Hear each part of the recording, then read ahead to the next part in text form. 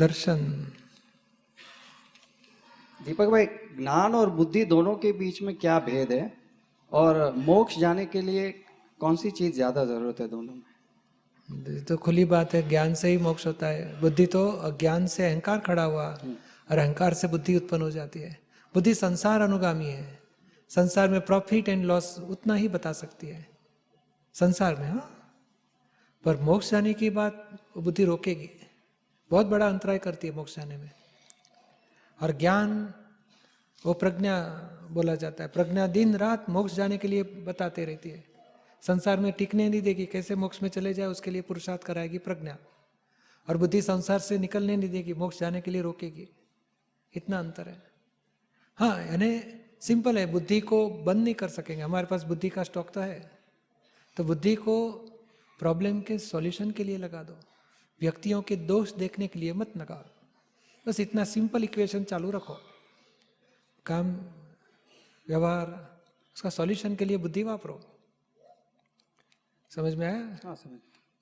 और एक और प्रश्न था कि दादाजी ने बताया था कि सामायिक में दोष देखने से दोष चले जाते हैं, वो थोड़ा समझना था। क्योंकि तन्मयाकार होने से दोष गुस्से है, ज्ञाता दृष्टा रहने से दोष गिर जाते हैं। तो सामायिक में हम देखना जानना उस स्थिति में रहते हैं, ज्ञाता दृष्टा। दर्शन के दोष हम देखते हैं तो अपने आप गिर जाएंगे। सिर्फ दूसरे को दुख दिया गया है तो वो जीव हमारे साथ वैर न बांधे, इसके लिए प्रतिक्रमण करना है। बाकी ज्यादा करके देखने से ही गिर जाते दोष, ज्ञाता दृष्टा रहने से ही दोष अपने आप गिर के एग्जॉस्ट हो जाएंगे।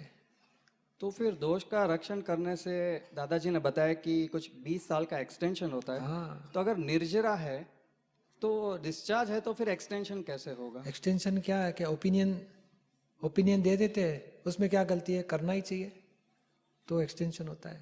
हमारा ओपिनियन स्ट्रांग है, वहां तक वो क्रिया होके ही रहेगी, होके ही रहेगी, होके ही रहेगी। जब ओपिनियन गिर जाएगा बाद में एग्जैक्ट डिस्चार्ज या 2-4 बार होके एग्जॉस्ट हो जाता है। और हमारा ओपिनियन है उसमें क्या गलती, करना ही चाहिए, तो बाद में वो एक्सटेंशन, बिलीफ में एक्सटेंशन है। क्रिया तो उत्पन्न होती है, विनाश होती है, मगर बिलीफ है वहां तक वो दोष बार बार क्रिया में आते ही रहेगा। तो जैसे नौकर को डांटना ही चाहिए, नहीं तो लोग काम नहीं बराबर करते। जहाँ तक आपकी बिलीफ है वहां तक उनका व्यवहार ऐसा कुछ होएगा, आप डांटोगे, जब व्यवहार बिगड़ेगा डांटोगे। आप कितना भी प्रतिकोण करो मगर आपका स्ट्रांग बिलीफ है, उनको डांटना ही चाहिए। और कोई बोले आपके घर पे मेहमान आए, अरे आप इतना नौकर को डांटते हो, तुम बीच में मत करो, इनको डांटना ही पड़ता है, नहीं तो लोग काम नहीं करते सही से।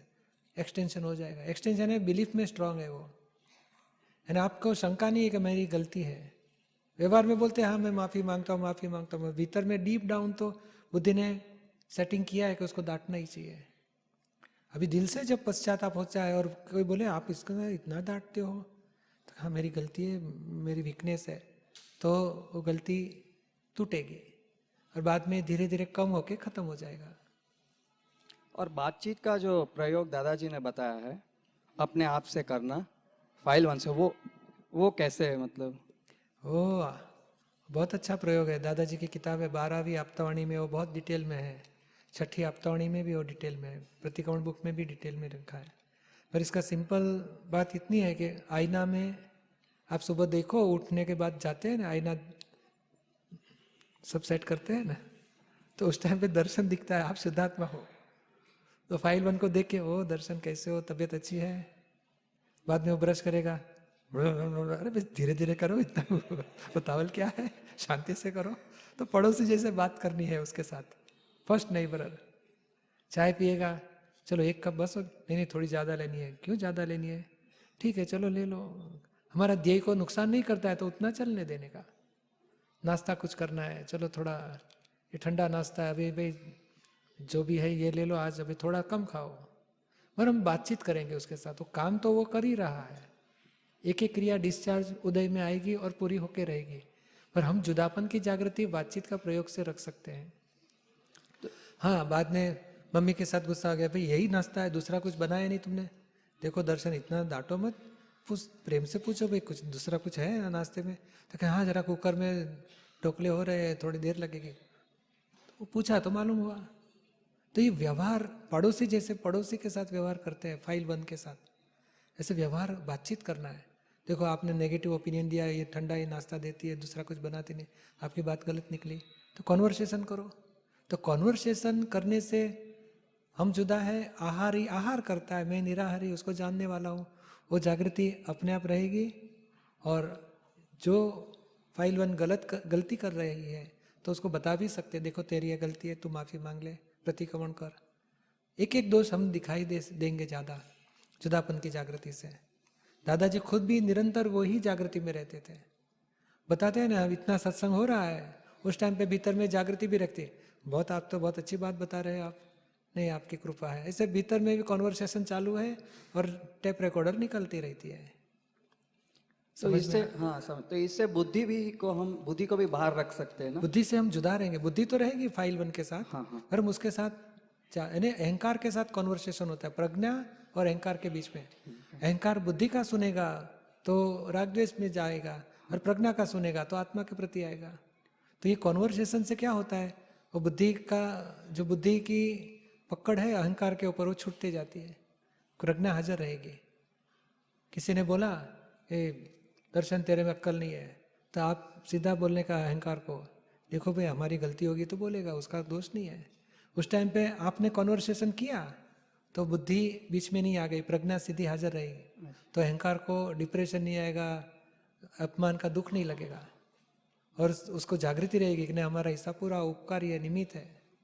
और प्रज्ञा हाजिर नहीं रही, कॉन्वर्सेशन नहीं किया, तो मुझे ऐसे क्यों कहता है, तो बुद्धि आ जाएगी, और बुद्धि उसके प्रति राग द्वेष कराएगी, वैरभाव बना देगी। तो ये बहुत बड़ा चाबी है जुदापन की जागृति से। उससे दोष भी सब कंट्रोल में आ जाते हैं, प्रतिक्रमण भी हो जाता है, और जुदापन की जागृति भी रहती है। और जब कभी कभी कर्म का फोर्स बहुत जोर से आता है, तब ये प्रज्ञा एकदम डाउन हो जाती है, समझ में नहीं आता है, तो कैसे उस ये कर्मों का फोर्स एक दिन में नहीं आता है, धीरे धीरे वो दोष, ये क्या है कि हमारा व्यवहार क्या है, वो पूर्व भव में राग द्वेष किए थे, वही आज डिस्चार्ज में आते हैं। तो डिस्चार्ज में राग द्वेष वाला व्यवहार है ही है। भाई को बताएंगे देखो तू ऐसा ये कर, ये नहीं कर, वो नहीं कर, तो उसको करता मान के ही हम बात कर रहे हैं। तो सूक्ष्म में ये दोष के आवरण आ ही जाते हैं। बाद में देखो तू मम्मी को ये नहीं करना, मम्मी को ऐसे करता है, तू पापा को ये कर, तो ये कर्ता भाव से, या ये बुरा हो गया, तू ऐसा है, वो ऐसा है, ऐसी मान्यता वाला व्यवहार ओपन होता है। और वो जब व्यवहार पूरा हो गया, बाद में हम चेक करना चाहिए कि भाई दर्शन की कहाँ गलती हो गई, ये शब्द बोले उसमें शुद्ध उपयोग कितना रहा, कितनी जागृति रही, कितना भूल चूक हो गई, कितना निर्दोष दिखाई दिया, कितना दोषित देखा, कितना राग द्वेष हुआ, कितना संभव रहा। ये जागृति से वापस एक्शन रिप्ले करके चेक करना चाहिए, तो आपकी जागृति बढ़ती ही जाएगी। मगर ये जागृति नहीं रखने से धीरे धीरे आवरण आ जाता है, और बाद में डाउन लगता है जागृति, और बाद में एकदम बहुत सफरिंग आ गया, उस टाइम पे वापस जोर से जागृति आएगी, नहीं नहीं ये ज्ञान में रहना, ये गलती हो गई, उस टाइम पे वापस अप आएगा, वापस धीरे धीरे डाउन आ जाता है। या तो कोई सत्संग मिल गया तो वापस अप आ जाता है। नहीं बहन जी ने बताया ना कि सत्संग का वातावरण की बात आई, तब से वापस जागृति बढ़ने लगी। तो ये आवरण वाले स्थिति में थे हम लोग। ज्ञान इन्हें कर्म खत्म किए बिना ज्ञान मिला है, राग द्वेष क्रोध मान माया लोग खत्म नहीं किए और ज्ञान मिल गया है। अभी हमें यह जागृति रखनी है कि एक एक व्यवहार में कुछ न कुछ प्रकार के दोष निकलेंगे ही, हमें वो दोष को देखना है, जानना है, और जुदापन की जागृति रखनी है। सामने वाले को निर्दोष देखना है, उसको भी शुद्धात्मा देखना है, रिलेटिव में भी निर्दोष देखना है। तो ये जितनी जागृति रखोगे तो आपकी दशा अकबंद रहेगी, और धीरे धीरे आवरण आ गए तो जागृति डिम हो जाएगी। तो हमें बेस्ट उपाय क्या है, रोज सुबह उठ के निश्चय करना चाहिए, दादाजी की 5 आज्ञा में रहना है। बाद में थोड़ा आगे स्टडी करना है, किस प्रकार से मैं 5 आज्ञा में रहूँ। सभी के रिलेटिव रियल जुदा देखो, what ever happen is result of scientific circumstantial evidence, nobody is responsible, किसी का दोष नहीं है। थर्ड, फाइलों का संभाव से निकाल करना है, ये चिकनी फाइल है यहाँ भी संभाव रखना है, वो भी चिकनी फाइल है वहाँ भी संभाव रखना है, निर्दोष देखना है, राग द्वेष नहीं होने देने। ऐसी एक एक बात के लिए आज्ञा सेट करनी है, और बाद में सारा दिन हम गुजारेंगे आज्ञा में रह के, तो भी थोड़ी थोड़ी प्रकृति वशात प्रकृति का फोर्स आएगा तो जागृति नहीं रहेगी। वापस रात को सोने से पहले या दोपहर में भी टाइम मिला, या रात को टाइम मिला, पर बिफोर स्लीप वापस सेट करो ये कहाँ भूल चूक हो गई, कहाँ आज्ञा मिस हो गई। तो ये एवरीडे का प्रोग्राम, आपको पुरुषार्थ का बल मिलते जाएगा, जागृति बढ़ते जाएगी। 2-4 साल में आपका अनुभव सहज दशा में आ जाएगा, सहजा सहज जागृति रहेगी बाद में आपकी। समझ में आया? हाँ, जय सचिदानंद। हसमुख भाई वोरा, जय जिनेन्द्र। आत्मा ज्ञान स्वरूप है, जानना देखना ज्ञान की पर्याय का स्वभाव है। क्या ज्ञान में पर पदार्थ सीधे प्रकाशित हो सकते हैं, जैसे कि दर्पण में पर पदार्थ प्रकाशित होते हैं, अथवा तो ज्ञान की पर्याय की निमित्त से क्या आत्मा में प्रकाशित होते हैं? हाँ होता है, मगर आत्मा की 2 स्थिति रहती है, एक विभाविक आत्मा, एक स्वाभाविक आत्मा। तो विभाविक आत्मा है तो विभाविक पर्याय देखते रहता है, राग द्वेष वाले पर्याय। ये मेरी सास है, ये मेरी ननंद है, ये मेरा बच्चा है, मेरा हस्बैंड है, ऐसा सब देखेगा। और स्वाभाविक आत्मा आ गया तो स्वाभाविक चीज को देखता है, अविनाशी तत्व के गुण द्रव्य पर्याय को देखता है, स्वाभाविक स्थिति वाला आत्मा। और विभाविक स्थिति वाला आत्मा विभाविक वाला राग द्वेष वाला सब देखते रहता है। ये होल जरा छोटा लगता है, ये बड़ा होना चाहिए, मैकेलरी बरोबर नहीं है, ये वो लाइट बरोबर नहीं है, सब राग द्वेष वाला देखता है। वो भी देखने वाला है, मगर विभाविक स्थिति वाला आत्मा है। विभाविक में अहंकार है, बुद्धि है, उसकी दखल है। और स्वाभाविक में अहंकार बुद्धि खत्म हो जाते हैं, केवल ज्ञान रहता है। और ज्ञान के पर्याय में तो वितरागता से सारे ब्रह्मांड को देख सकता है, जाग सकता है। और द्रव्य गुण पर्याय शुद्ध तत्व को ही देखता है। समझ में आया आपको? जब अपने आप को आत्मा जानता है खुद को, तभी भी ज्ञान की पर्याय मौजूद होती है। हाँ, मगर शुद्ध ज्ञान से जानता है तो पर्याय रहेगी। लेकिन पर्याय तो रहती ही है, पर पर्याय अशुद्धि, पर्याय की अशुद्धि और पर्याय की शुद्धि 2 प्रकार की है। विभाविक स्थिति होगी तो शुद्ध पर्याय नहीं रहते वहाँ। और स्वाभाविक स्थिति आई, स्वाभाविक किसको बोला जाता है? सेल्फ रियलाइजेशन हो गया, बाद में अनुभव की दशा आएगी तो स्वाभाविक पर्याय की शुद्ध पर्याय शुरू हो जाते हैं। अनुभव दशा, शुद्धात्मा की अनुभव कक्षा आ गई तो शुद्ध पर्याय शुरू हो जाते हैं। दूसरा प्रश्न है, जैसे मनुष्य भरत क्षेत्र में है, महाविद्य क्षेत्र में है, ऐसा और कौन सा क्षेत्र है जहाँ मनुष्य है? 5 भरत क्षेत्र, 5 महाविद्य क्षेत्र, 5 ऐरावत क्षेत्र, ये 15 ही कर्म भूमि है। वहाँ ही मनुष्य है जो कर्म बांधते भी है, कर्म के फल भुगतते भी है। और दूसरे अकर्म भूमि बोला जाता है, यानी वहाँ युगलिक अवतार रहता है, यानी जो कर्म बांध के नहीं मगर अपने आप वो युगल रहते हैं, युगलिक अवतार, और बाद में पूर्व देवगति में चले जाते हैं। ऐसी भी बहुत भूमि है जब मनुष्य भी अवतार, पर ये भौतिक विज्ञान नहीं सोच सकेगा। भगवान के केवल ज्ञान में सब दिखा है। जैन शास्त्र में सब बातें बताई है, वो सच्ची है। दूसरा एक क्वेश्चन भी मेरा ये है, दूसरा पेपर में चारों गति है और दूसरी 5वीं निगोद, क्या सब जगह संख्या एक ही रहती है जीवों की? नहीं, निगोद वो 5वीं गति नहीं है, वो निगोद आ ही जाता है, तिर्यंश में आ ही जाता है, मगर एक इंद्रिय से आगे की स्थिति है वो। मगर वो स्थिति में अनंत आत्मा है। और तिर्यंश में जो पंचेंद्रिय से अनुभव में आता है वहाँ लिमिटेड है, अनलिमिटेड है, असंख्यात जीव है। देवगति में असंख्यात है, नर गति में असंख्यात है, पर ये अनंत आत्मा है और कंप्लीट आवरण वाले, एक इंद्रिय भी प्रकट नहीं होगा, ऐसी स्थिति वाले निगोद, अव्यवहार राशि बोला जाता है। ऐसे अनंत आत्मा है। और अनंत में से अनंत मोक्ष में गए तो भी अनंत बचे हैं, यानी जगत अनादि अनंत बोला जाता है, कभी इसका एंड आने वाला ही नहीं। नया जीव का उत्पत्ति नहीं होता, उत्पत्ति नहीं होती है, मगर अनंत में से एक एक आता है और डेवलपमेंट के स्टेज में आता है और मोक्ष में चले जाता है। तो इसका मतलब ये हुआ कि संख्या निश्चित है सब जगह। संख्या ने मनुष्य लिमिटेड है, काउंटेबल है, और देवगति, नरगति और तिर्यंश गति अनकाउंटेबल है। और निगोद में अनंत है और मोक्ष में भी अनंत चले गए। हर 6 महीना 8 समय में 608 जीव की मुक्ति होती है। तो ऐसा अनंत काल भी जाएगा, जितने जीव है उतना समय जाएगा, तो क्या फिर आगे बाद में जीव नहीं उत्पन्न नहीं होंगे तो क्या नहीं होगा? ये अनंत में से कितने, इन्फिनाइट माइनस इन्फिनाइट कितना बचेगा? इन्फिनाइट, यानी वो अनंत है, उसमें से कोई खत्म नहीं होएगा। आप चिंता मत करो, आप अपना मोक्ष का पुरुषार्थ करो। हमारा मोक्ष कैसे हो जाए वो देखने के लिए उसका पुरुषार्थ करना है। दुनिया का ऐसी स्थिति रहने वाली है, ये नर्मदा का पानी है, गंगा जी का पानी कभी खत्म हुआ ही नहीं। आप सोचो कि सब लोग इतना इतना दरिया में, समुद्र में पानी मिल जाएगा तो एक दिन गंगा सूखी हो जाएगी। कभी हुआ ही नहीं इतने सालों में, हजारों सालों से, करोड़ों सालों से कभी हुआ ही नहीं ऐसे। तो मनुष्य का भी प्रवाह है, एक प्रवाह मोक्ष में जाता है, मगर ये डेवलपमेंट के प्रवाह में निगोद में से आते ही रहते जीव। यानी अनादि अनंत, अनादि से चालू है और अनंत काल तक चालू ही रहेगा।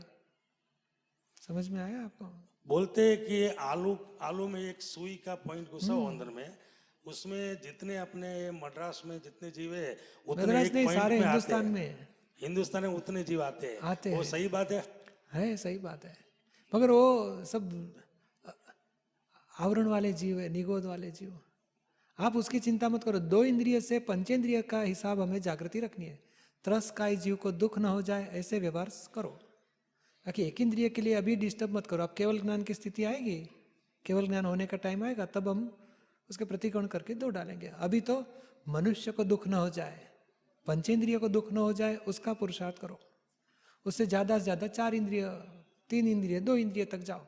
एक इंद्रिय के लिए बहुत डिस्टर्ब मत करो अभी, क्योंकि अभी तो बहुत कचरा साफ करने का बाकी है।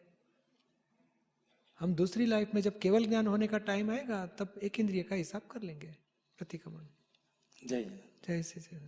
पृथ्वीराज सकलेचा। भवी और अभवी के बारे में तो क्या आपको क्या जानना है? भवी का मोक्ष होएगा, अभवी का मोक्ष होएगा कि नहीं होएगा? नहीं होगा, ऐसा बोलते हैं साधु संत, क्या भवी का कभी मोक्ष होगा भी नहीं, वो संसार में ही भटकेंगे। देखो, भवी आत्मा, अभवी आत्मा, ऐसे बोलते हैं ना। हाँ, तो अच्छा आदमी, बुरा आदमी, तो अच्छा बुरा उसको विशेषण बोला जाता है। और विशेषण कांस्टेंट परमानेंट रहता है कि टेम्पररी रहता है? टेम्परेरी। टेम्पररी। तो भवी अभवी सब टेम्पररी बात है। ये मोक्ष नहीं होएगा वो कभी नहीं बोल सकते, क्योंकि नहीं, ये छोटा बच्चा है, अभी 2 महीने का है, तो उसको नहीं बोल सकते कि डॉक्टर नहीं होएगा, अभी नहीं होएगा। तो अभी तो 4 साल के बाद उसको एडमिशन देगा स्कूल में, बाद में primary, secondary, higher secondary, college, बाद में पीएचडी करेगा तो डॉक्टर होएगा। तो ये जो कॉलेज में आ गए उसको भवी बोला जाता है, पीएचडी में आ गए उसको आसन भव्य बोला जाता है। अरे ये दुर्भवी बोला जाता है, अभी प्राइमरी में है, और अभी पढ़ाई में भी नहीं आए हो, अभवी बोला जाता है। वो पढ़ाई में नहीं आए, ये लोग जब आगे जाएंगे तो कॉलेज वाला पीएचडी में जाएगा, हायर सेकेंडरी वाला कॉलेज में जाएगा, और प्राइमरी वाला सेकेंडरी में जाएगा, और बच्चा जो नहीं पढ़ता है वो प्राइमरी में बैठेगा, कभी ना कभी बैठेगा तो सही। तो ये डेवलपमेंट के स्टेज में अभी स्थिति क्या है वो बताने के लिए भगवान ने बताया था, आसन भव्य, भव्य, दुर्भव्य और अभव्य। तो ये अभव्य धीरे धीरे भव्य में आएगा, कभी ना कभी दुर्भव्य में आएगा, दुर्भव्य वाला आसन भव्य में आएगा, भव्य वाला आसन भव्य में आएगा। ये ज्ञान मिला तो आसन भव्य में आ गया। अभी 1, 2, 3 अवतार में मोक्ष जाएंगे ही जाएंगे। समझ में आया? जय सच्चिदानंद। जय सच्चिदानंद। गौतम चंद, चेन्नई।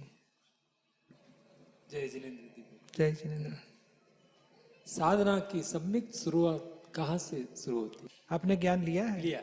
तो ज्ञान लेने के बाद कैसे ज़्यादा शुरुआत करें, ज़्यादा आगे बढ़ने के लिए क्या पुरुषार्थ करें, वो पूछना चाहते हो? ज्ञान लेने के बाद तो आप सुबह उठ के ये बताया ना, 5 आज्ञा में रहने का निश्चय करो, और 5 आज्ञा की कहाँ भूल चूक हो जाती है उसका रीसेट करो, फर्स्ट स्टेप। दूसरा, दादाजी की चरण विधि पढ़ो, जो चरण विधि बताई है कल, उसमें निश्चय व्यवहार चरण विधि बहुत मुख्य चीज़ है। वो हमेशा रोज नियम से करना ही चाहिए। उसमें आत्मा के गुण है, आराधना होती है, आत्मा की भजना होती है उसमें। बाद में नमस्कार विधि है, सिमंदर स्वामी को नमस्कार होता है, सारे ब्रह्मांड के जीव मात्र को नमस्कार पहुंचाते हैं। तो क्योंकि हम अज्ञानता से कुछ न कुछ विराट न अपराध किए रहते हैं, तो सब धोए जाएंगे उससे। बाद में 9 कल में है, हमारी प्रकृति में बहुत प्रकार के कषाय या राग द्वेष या अभिप्राय है, अज्ञानता से कितने प्रकार के दोष बांधे हैं। तो 9 कल्म में तमाम प्रकार के दोषों के लिए माफ़ी मांगी जाती है। और दादा भगवान के असीम जय का टाइम होएगा तो 10 मिनट बोलिए, ज़्यादा टाइम होता घंटा करिए, तो वो भी स्वरूप की आराधना ही हो जाएगी।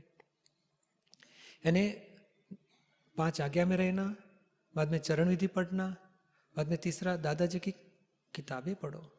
क्योंकि हमारा जो जैसे दादाजी के साथ प्रत्यक्ष सत्संग जिसने किया वो सब रिकॉर्डिंग किया था और उसी की किताब बनी एडिटिंग होके, तो हमें दादाजी का फ्रेश सत्संग मिलते जाएगा। दादावाणी मैगजीन है, वो भी आप पढ़ सकते हो।